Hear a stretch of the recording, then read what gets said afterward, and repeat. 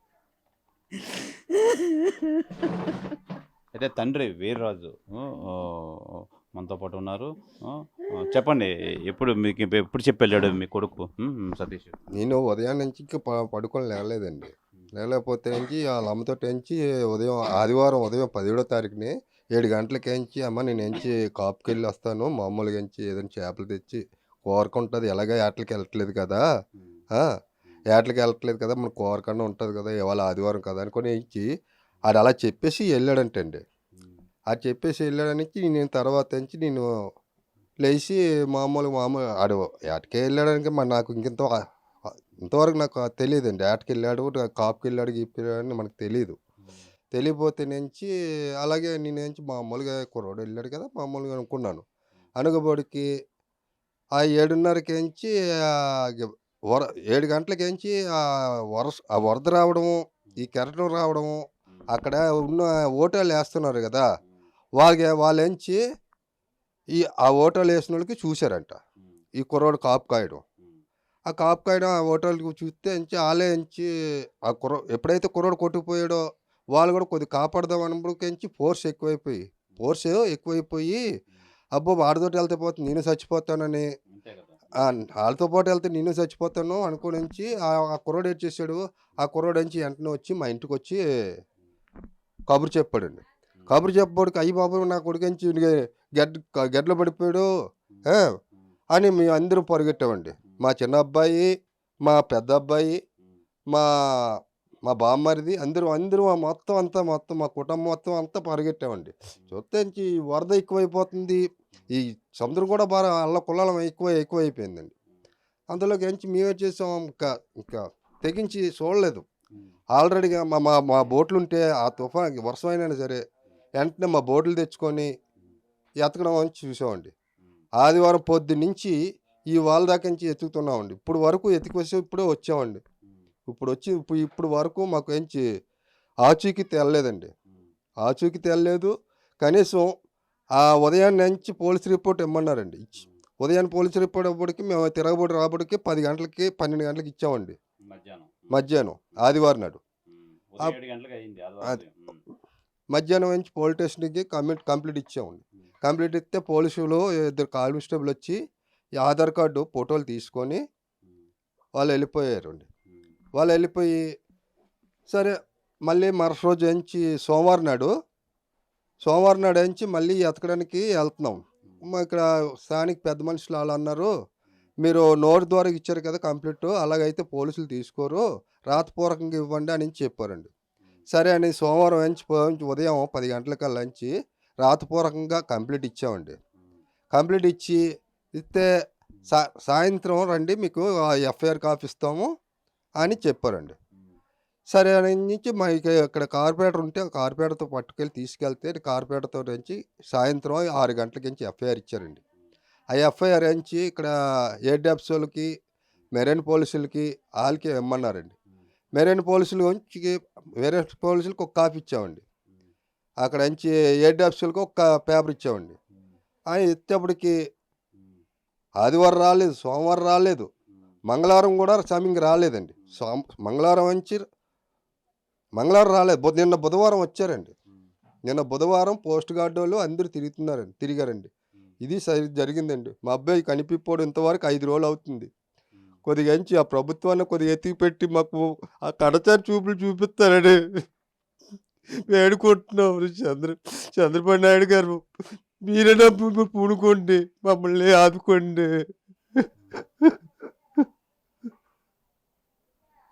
చెప్పమ్మా, ఏమైంది అసలు? మీకు ఎలా తెలిసింది అసలు? మా మరిది గారు రోజు మార్నింగ్ 7 గంటలకి టిఫిన్ చేస్తారు సార్. ఆ అబ్బాయి నేను తెల్లవారు లేచిన వెంటనే సతీష్ ఏడి అత్తమ్మ అని అడిగాను. సతీష్ ఇలా బీచ్కి వెళ్ళాడమ్మా రాలేదు ఇంటికి, అంతే మరి టిఫిన్ చేయడా అనేసి అడిగింది. అడిగితే ఇలాగా కాపుకి వెళ్ళాడమ్మా ఈరోజు కోరేయట్లేదు కదా అనేసి అంటేనేమొచ్చుగా, అయితే సరే వస్తాడు అత్తమ్మ నువ్వు టిఫిన్ చెయ్యు అనేసి మా అత్తమ్మకి టిఫిన్ పెట్టానండి నేను. ఇంకా తీరమో చూడబడికి 1 గంట అయిపోయింది సార్. భోజనాలు అవుతుంటే ఈ అబ్బాయి ఎగో ఫ్యాన్ కూడా తీసుకున్నాడు సార్ వేసుకోవడానికి. ఈడు ఇంకా రాడు అనేసి మా కుటుంబ సభ్యులందరినీ అడుగుతున్నాను, సతీష్ ఎక్కడికి వెళ్ళిపోయాడు అనేసి అడుగుతున్నాను.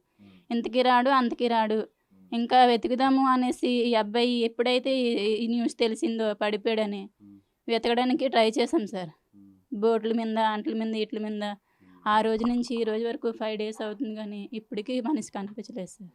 ప్రభుత్వం నుంచి ఎలాంటి ఏమీ కూడా రాలేదు సార్. ఎలాంటి సహాయం కావాలి అసలు? మాకు మా బాడీని మాకు అప్పు చెప్తే మీకు 1 కోటి దండలు పెట్టుకుంటాం అనేసి దండలు పెట్టుకుంటున్నాం సార్. మేము ఫ్యామిలీ మొత్తం మీకు రుణపడి ఉండిపోతాం అనేసి మా బాడీ మాకు అప్పు చెప్తే మాకు అదే చాలు సార్.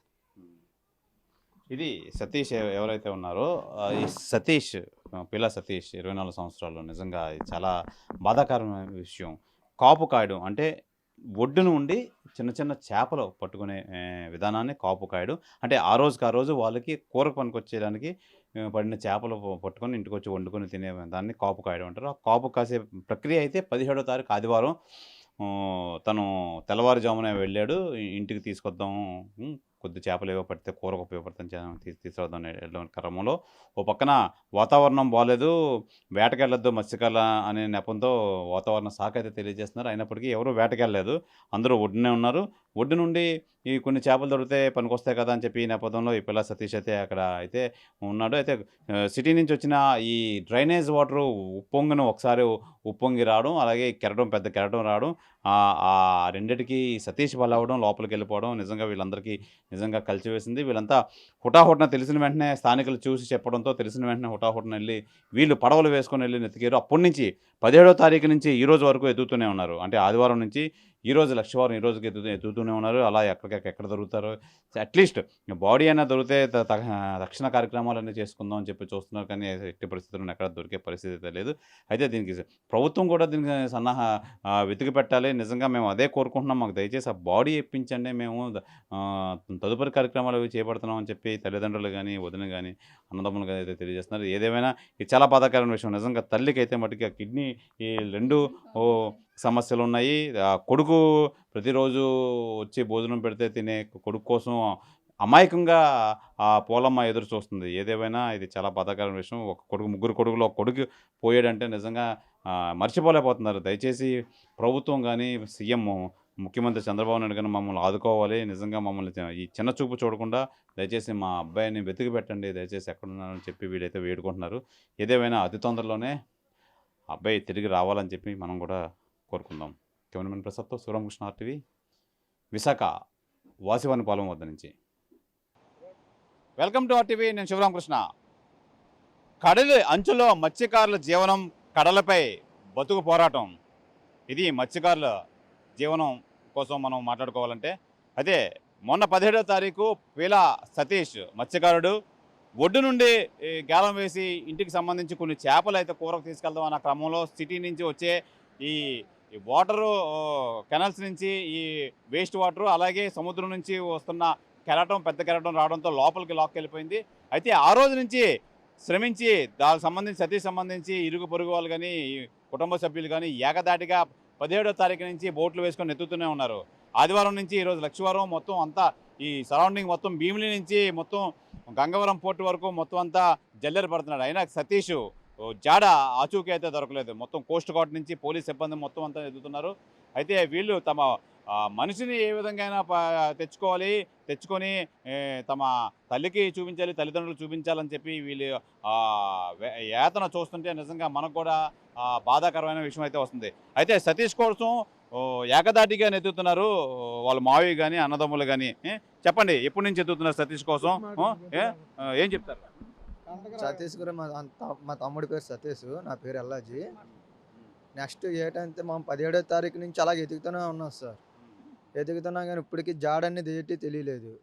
అక్కడ గంగవరం పోర్టు కాడ నుంచి అక్కడ మన భీమిలి కాడ నుంచి అలాగా ఎదుగుతూనే ఉన్నాం.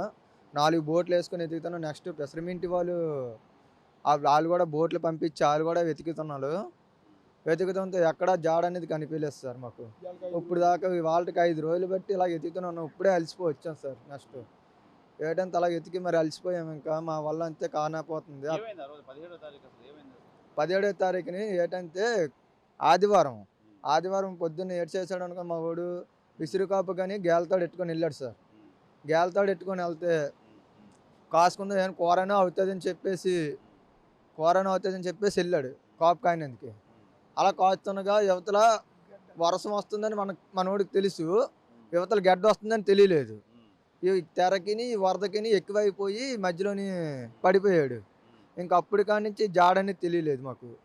ఒక అతను బాత్రూమ్కి అని వస్తే బీచ్ కిందకి అతను చూసి మాకు చెప్పాడు ఆ జాడనేది. అది కూడా తెలుసు సార్ మాకు కూడా అది. అతను చూడబట్టి మాకు తెలిసింది. అప్పటి కాడి నుంచి ఇంక ఎదుగుతూనే ఉన్నాం దొక్కుతాడని, మా తమ్ముడు దొక్కుతాడని. ఇప్పుడు దొక్కలేదు సార్, ఇప్పటికి 5 రోజులు అవుతుంది. ఇప్పుడు చెప్పండి, ప్రభుత్వం నుంచి ఎలాంటి సహాయం కోరుకుంటున్నారు, ఎలాంటి సహాయం కావాలి? ఎలాంటిదంటే ఇప్పుడు ప్రభుత్వం నుంచి స్కీమ్ అనేది ఉంది. అదేనా మన వాళ్ళకి ఇప్పుడు చాలా పేదరికంలో ఉన్నారు వీళ్ళు. అలాంటి సహాయం మీద అందిస్తే బాగుంటుందని కోరుకుంటున్నాను సార్. ఆ స్కీమ్ ఏది పెట్టారు కనుక ఆ స్కీమ్ ఏదో మనకి వర్తించినట్టు చేస్తే కొంచెం బాగుంటుందని. అదే రోజు ఇక్కడ ఈ చెత్త అనేది ఉంది కదండి, ఈ చెత్త ఒక గంట వర్షం కురిస్తే అన్ని వాటి నుంచి మనకి కాలువ కల్పిస్తారండి. ఆ కాలువ అనేది చూసారా విపరీతంగా చెత్త. ఈ చెత్తకి ఎల్లపోటుకి కలిసి ఇక్కడ దగ్గరలో ఉండి గాలం విసిరేటప్పుడు ఈ వరదకి ఈ తెరలకి మధ్యలో అది కొట్టుకుపోయాడండి. ఆ కొట్టుకుపోవడంతో కనిపించలేదు. ఒక అతను చూశాడు, ఆ చూసినా పట్టుకోవడానికి కూడా అవకాశం లేకపోయింది. ఈ చెత్త లోపలికి వెళ్ళలేకపోయాడు ఆ రోజు. అంత పరిస్థితి ఏర్పడుతుంది సార్. ఒక గంట వర్షం కురిస్తే బీచ్ రాలేకపోతున్నాం. ఇది దరిద్రమైన ఇదే అనమాట. వైసీపీ ప్రభుత్వం ఉండేటప్పుడు అది ఇక్కడ క్రేన్ ఉండేది సార్. మా ఏరియాలో ఒక క్రేన్ పెట్టేవారు. ఇప్పుడు ఈ ప్రభుత్వంలో క్రేన్ అనేది రావడం మానేసింది. ఎప్పుడు నడ్డానికి కూడా ఇబ్బంది అయిపోతుంది. చెప్పులు వేసుకొని నడవలసి వస్తుంది సార్ మాకు. అది మాకు కొంచెం మాకు ఈ చెత్త రాకుండా కొంచెం కల్పించి వీలైనంత వరకు జాగ్రత్త తీసుకోమని అధికారం కోరుతున్నాం సార్ మేము.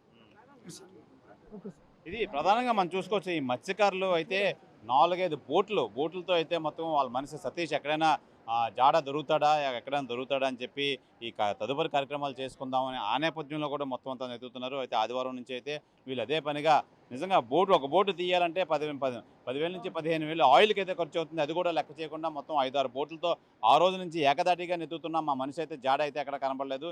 నిజంగా ఈ దేవుడైతే పెద్ద పరీక్ష అయితే పెట్టాడు మాకు. నిజంగా తల్లి చూస్తే అనారోగ్యంగా ఎందుకు ఇంట్లో ఎదురు చూస్తున్నారు.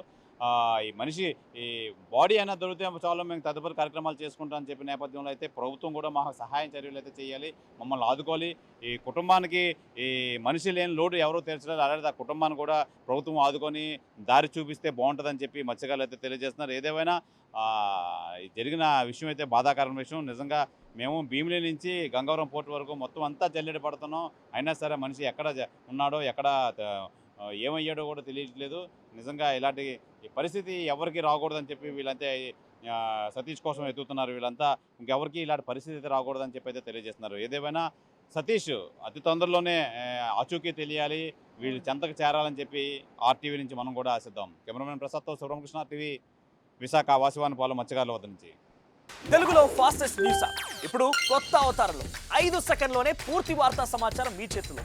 సోషల్ మీడియా ట్రెండ్స్ మీ కళ్ళ ముందుకే live TV and voice search ఆప్షన్స్తో ఇప్పుడే డౌన్లోడ్ చేయండి. యాప్ లింక్ డిస్క్రిప్షన్లో ఉంది.